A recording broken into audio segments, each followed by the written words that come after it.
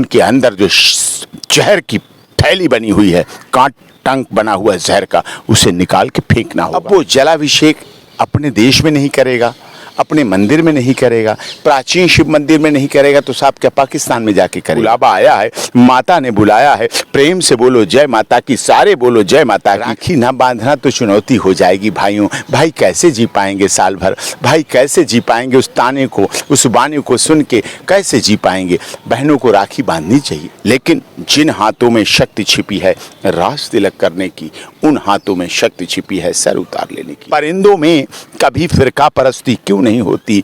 कभी मंदिर पे जा बैठे, कभी मस्जिद पे जा बैठे। नमस्कार, आप नवयुग टीवी देख रहे हैं और मैं हूं आपके साथ अभिनव कुमार। आज हम बात करेंगे नूह को लेके। जी हां, अभी हमारी मौजूदगी सुप्रीम कोर्ट में है और आज हमारे साथ बातचीत करने के लिए सुप्रीम कोर्ट के सीनियर अधिवक्ता डॉक्टर एपी सिंह मौजूद हैं। जरा इनसे हम समझने की कोशिश करते हैं कि नूह का क्या पूरा मामला है, क्योंकि पिछली बार भी शोभा यात्रा निकाली गई थी जिसमें जो हिंसा हुआ वो किसी से छुपा हुआ नहीं है। आज उस यात्रा को पुलिस प्रशासन के द्वारा इजाज़त नहीं दी गई, तमाम तरीके के इस पर सवाल भी उठाए जाने की। जो भारतीय जनता पार्टी आए दिन हिंदुत्व की बात करती है, केंद्र में भी भारतीय जनता पार्टी की सरकार और राज्य में भी भारतीय जनता पार्टी की सरकार, उस पर ठप्पा भी लगता है कि भारतीय जनता पार्टी के शासनकाल में हिंदू सुरक्षित है। आज उसी हिंदू को आज यात्रा निकालने के लिए नहीं दिया गया। सबसे पहले तो सर आपका बहुत बहुत शुक्रिया समय देने के लिए। तो सर मेरा सवाल ये है सर, आज जो नूह में हुआ, नूह में यात्रा नहीं निकालने दी गई, इसको आप किस तरीके से देखते हैं? नहीं, गलत है, संवैधानिक अधिकारों का हनन है। लेकिन सरकार ने कुछ सोच के किया होगा, लॉ एंड ऑर्डर व्यवस्था मेंटेन करने के लिए कुछ सोचा होगा, कोई ऐसी बात नहीं है। लेकिन धार्मिक यात्रा होनी चाहिए। सावन का आज आखिरी सोमवार था, 2 महीने के सावन थे। पहले पीछे क्या हुआ सावन पे, सोमवार पे, और अब की यात्रा निकलनी चाहिए। सुरक्षा व्यवस्था बहुत चाक चौबंद कर लें। तो समाज विरोधी गतिविधियां हैं, उनको समाज में रोकना पड़ेगा, कानून व्यवस्था तगड़ी करनी पड़ेगी।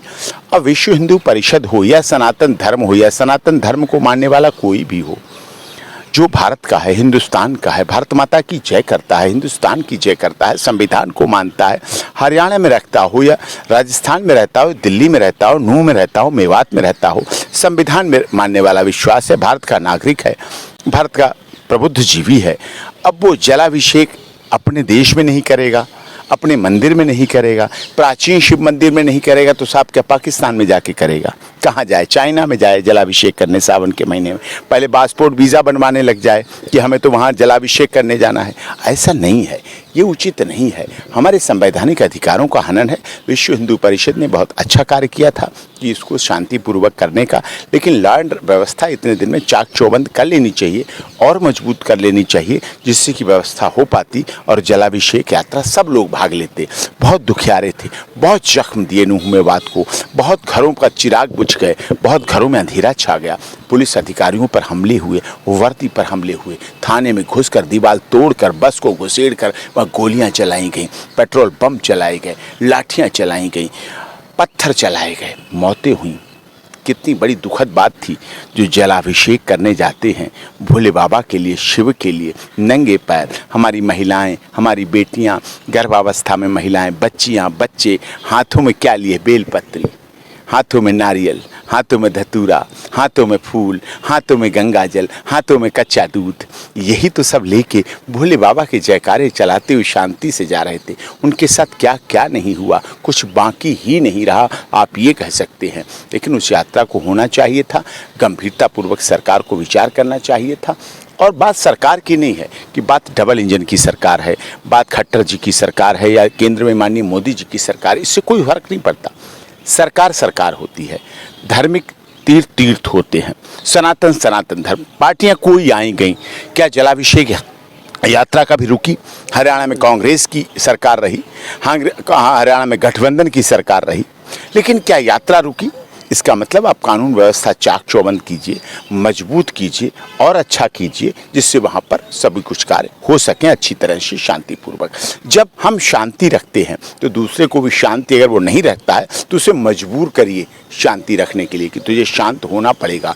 शांति के बदले में शांति ही मिलनी चाहिए, अशांति नहीं मिलना चाहिए। अगर हम गांधी जी के सिद्धांत अहिंसा पर विश्वास करते हैं तो हमें हिंसावादी बनाने के लिए उकसाइए मत, हमें आक्रोशित मत करिए, लेकिन जिन हाथों में शक्ति छिपी है राज तिलक करने की, उन हाथों में शक्ति छिपी है सर उतार लेने की। ये लोकतंत्र का जमाना है, लोकतंत्र के अनुसार सरकारें चलती हैं। सरकारों को ध्यान रहना चाहिए, आज का राजा ईवीएम है, आज का राजा बैलेट है, आज का राजा लोकतंत्र है, आज का राजा संविधान है, आज का राजा सुप्रीम कोर्ट है, आज का राजा हमारी न्याय व्यवस्था है। उन पर कभी भी सवाल नहीं उठना चाहिए, उनके लिए कार्य करना चाहिए। लेकिन हमारा सवाल सर ये भी है ना कि तमाम तरीके के लोग ये भी कह रहे हैं, कुछ हिंदू बहनों के द्वारा सोशल मीडिया पे लगातार कहा जा रहा है कि इस बार हमारी यात्रा नहीं निकली तो हम अपने भाइयों को रक्षाबंधन आ रहा है तो राखी भी नहीं बांध पाएंगे, तो उनको क्या कहेंगे? नहीं, राखी बांधनी चाहिए। राखी साल में त्यौहार आता है, उनसे भाइयों से कहें कि आप एकता बनाइए, सहनशीलता बनाइए, प्यार बनाइए, सहिष्णुता बनाइए, कानून में विश्वास रखिए। राखी ना बांधना तो चुनौती हो जाएगी भाइयों। भाई कैसे जी पाएंगे साल भर, भाई कैसे जी पाएंगे उस ताने को, उस बाने को सुन के कैसे जी पाएंगे। बहनों को राखी बांधनी चाहिए, कहना कोई बात नहीं। सरकार काम कर रही है, खट्टर जी की सरकार काम कर रही है। केंद्र में आदरणीय गृह मंत्री जी अमित शाह जी हैं, बहुत सख्त हैं, कानून में ढील देने वाले नहीं हैं, न्यायप्रिय व्यक्ति हैं, सहनशील भी हैं। अगर क्षमा दया को जब भी पूछता जग है, क्षमा दया को जब भी पूछता जग है, बल का दीप चमकता जब आगे पीछे जगमग है। जब बल का दीप आगे पीछे चमकता और दमकता है तब क्षमा दया को पूछा जाता है। ये भी बहुत इंपॉर्टेंट और ज़रूरी बात है। और हमारा सवाल सर ये भी है कि परसों और कल 2 दिन से ये भी खबर निकलकर सामने आ रही कि नूह में जब पुलिस कार्रवाई करने के लिए जा रही है तो पुलिस पर भी हमले किए जा रहे हैं। अभी तक भी कुछ लोगों की गिरफ्तारी की जो बात चल रही थी, वो लोग पुलिस के चंगुल से छूट के भाग भी गए। नहीं, पुलिस के चंगुल से भागना है तो पुलिस के लैप्सेस हैं, सीआईडी की कमी है, एलआईओ की कमजोरी है, पुलिस की कमजोरी है। पुलिस को सख्त होना चाहिए। जब वो अपने ऊपर हमले होने के बाद भी अगर सख्त नहीं हो पाए, अपने ऊपर ऐसे हमले होने के बाद भी अगर तेज तर्रार नहीं बन पाए, फिर तो गलत है, फिर तो बहुत दुखद होगा। फिर तो उन्हें सतर्क होना चाहिए, जागरूक होना चाहिए, विजिलेंट होना चाहिए, वाइब्रेंट होना चाहिए। उन्हें बहुत आज ज़रूरत है।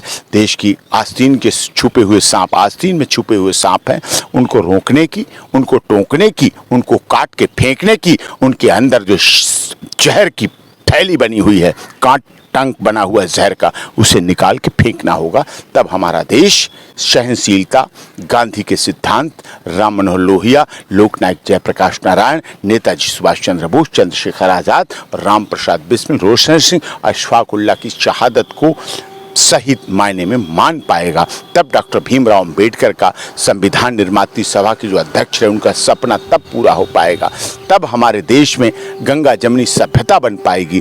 तब हमारा देश राम और रहीम का बन पाएगा। तब हमारा देश कबीर का बन पाएगा। ये हमें बनाने के लिए बहुत मेहनत करनी पड़ेगी। वर्षों वर्ष से हमने मेहनत की है, बहुत काम किए हैं, अभी और काम करने बाकी हैं, लेकिन सरकारें इस पर लगन से, अपनी पूरी लगन से काम करेंगी तो निश्चित तौर पर सफलता मिलेगी।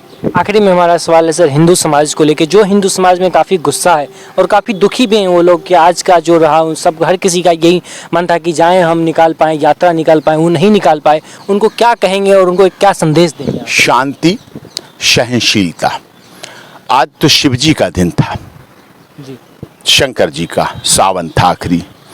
शिव जी के गले को आप देखिए, नीला गला क्यों है? जहर पिया है उन्होंने, उस समय भी उन्हें जहर पीना पड़ा, नीला गला हो गया, पूरा शरीर नीला हो गया। वो जहर कोई जहर नहीं था, वो उस समय की बुराइयां थीं, वो उस समय की तत्कालीन कुरीतियां थीं। वो सामाजिक बुराइयों और कुरीतियों को पीने का काम शिव ने किया, इसीलिए शिव कहे गए। और अर्धनारीश्वर भी शिव कहे गए। अर्धनारीश्वर, आधा नर का और आधा नारी का। अर्धनारीश्वर यानी कि उनमें महिला भी है, पुरुष भी है, यानी कि पूरी जगती के जो हैं संचालक हैं, संरचनाकार हैं। तभी शिव को संहारक कहा गया है, तभी वो संहारक हैं और तभी वो देश के और दुनिया के, हमारे देश में क्यों देवताओं की धरती रही, देवभूमि क्यों कही गई? भारत, हिमाचल या उत्तराखंड देवभूमि क्यों कही जाती है? क्योंकि हमारा देश ऐसा है, सहनशीलता लेके चलता है, हम वसुधैव कुटुंबकम लेके चलते हैं।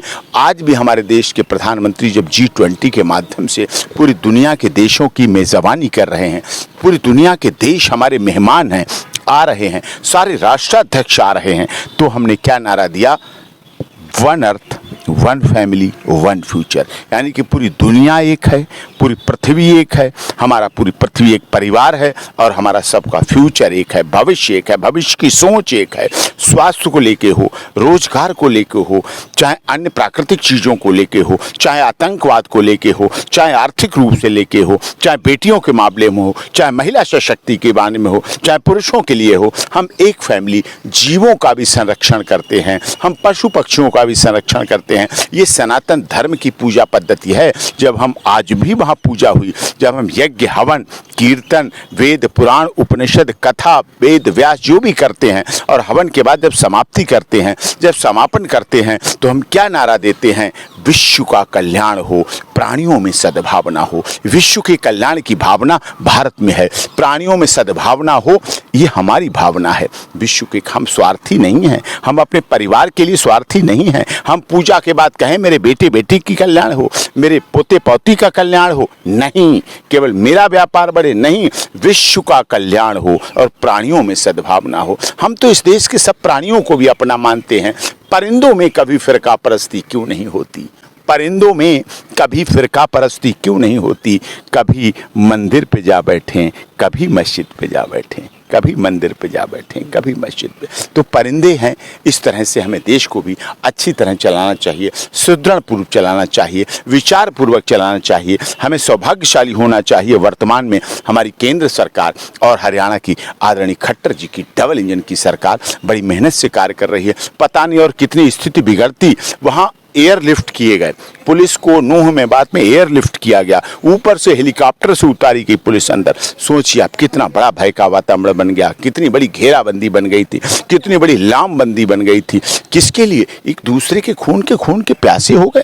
हमारे देश की सभ्यता संस्कृति तो ये है कि हमारे मथुरा में जो कृष्ण की और राधा की जन्माष्टमी पे चुनरिया सिली जाएगी, वो इस्लाम धर्म वाले सिलते हैं, उसमें नगीना इस्लाम धर्म को मानने वाले लगाते हैं। हमारी अमरनाथ यात्रा इस्लाम धर्म को मानने के बिना पूरी नहीं होती। हमारे वैष्णो देवी में जब हम थक जाते हैं चलते चलते पैदल, माता वैष्णो देवी की यात्रा में जाते हैं और कहते हैं चलो बुलावा आया है, माता ने बुलाया है, प्रेम से बोलो जय माता की, सारे बोलो जय माता की। तो उस थकान को दूर करने का उपाय कौन लोग करते हैं? वो भी हमारे देश के हैं, हमारे अपने हैं। लेकिन ये ध्यान रखना चाहिए, उन्हें भी, हमें भी, सबको, कि धर्म के नाम पर इस तरह की अब बर्दाश्त नहीं किया जाएगा। धर्म के नाम पर अपमान अब इस देश का हिंदुस्तान नहीं सहेगा। धर्म के नाम पर हुआ अपमान नहीं सहेगा हिंदुस्तान, किसी भी कीमत में नहीं सहेगा। और इसीलिए हम आज सुप्रीम कोर्ट के लॉन से आप बात कर रहे हैं। यहाँ महात्मा गांधी थोड़ा सिर झुकाए क्यों बैठे हैं? यही मैं कह रहा हूँ, यही कहना है कि गांधी बापू, गांधी तेरे देश में हम शर्मिंदा हैं, क्योंकि नूह मेवात के हत्यारे जिंदा हैं। तो ये अभी आप सुप्रीम कोर्ट के सीनियर अधिवक्ता डॉक्टर एपी सिंह को सुन रहे थे। नूह मेवात की जो घटना वो किसी से छुपी हुई नहीं है। और आज का पूरा प्रकरण जो रहा उसको लेकर आप क्या सोचते हैं कमेंट में बताइएगा। आपके कमेंट का इंतजार रहेगा। तो फिलहाल के लिए इतना ही। बाकी की तमाम खबरों के लिए देखते हैं नवी टीवी। धन्यवाद।